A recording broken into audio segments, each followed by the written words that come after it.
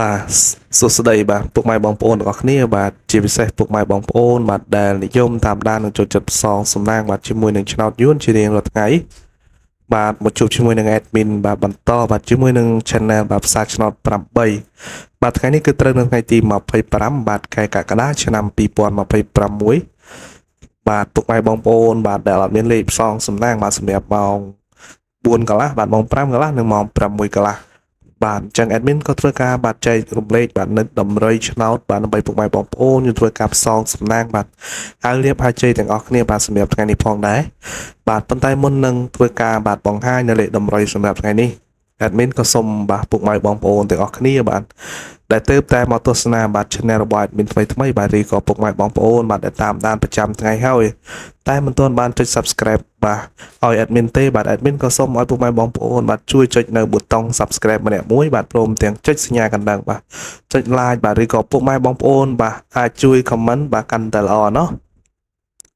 បាទអញ្ចឹងសម្រាប់បាទលេខត្រេង2ខ្ទង់បាទសម្រាប់ប៉ុស A ប៉ុស B ប៉ុស C ហើយនិងប៉ុស D បាទដែល admin រៀបចំចែកជូនសម្រាប់ថ្ងៃនេះបាទរួមមានបាទលេខទី1គឺ admin ឲ្យពុកម៉ែបងប្អូនបាទគឺ0បាទ7បាទលេខទី2បាទគឺ0បាទ8បាទនិងលេខទី3បាទគឺលេខ67เนาะបាទលេខចុងក្រោយបាទគឺលេខ81បាទចឹងសម្រាប់លេខត្រេងទាំង4ខ្ទង់នេះបាទពុកម៉ែបងប្អូនបាទអាចយកធ្វើការផ្សងសំណាងเนาะពេលដែលផ្សងសំណាងបាទពុកម៉ែបងប្អូនសូមធ្វើការត្រឡប់លេខផងបាទដើម្បីឲ្យមានឱកាសត្រូវកាន់តែខ្ពស់បាទចំពោះពុកម៉ែបងប្អូនបាទដែលចូលចិត្តលេងបាទគុណឬក៏យើងហៅថាលេងបុកប៉ុសធំเนาะចឹង admin មាន2គ្រាប់បាទពិសេសផងដែរបាទដែលគ្រាប់ទី1បាទគឺ0បាទ64បាទនិងគ្រាប់ទី2បាទគឺ500បាទ78បាទចំពោះអូខ្ទង់បាទ admin ក៏បានបាទរៀបចំជូនពុកម៉ែបងប្អូនបាទចំនួន2ខ្ទង់